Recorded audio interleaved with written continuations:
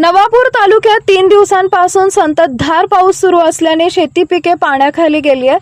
पावसामुळे यंदा ओला दुष्काळ पडण्याची शक्यता निर्माण झाली आहे.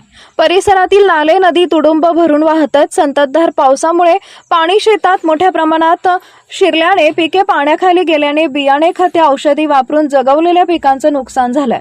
पावसामुळे कापूस, सोयाबीन, अजवाईन या पिकांचं सर्वाधिक नुकसान होण्याची शक्यता आता वर्तवली जाते. तसेच या नुकसानीमुळे शेतकरी चिंतेत असून शासनाकडून मदतीची अपेक्षा शेतकरी व्यक्त करत आहेत. माझे नाव सत्तरसिंग आनंद गावित.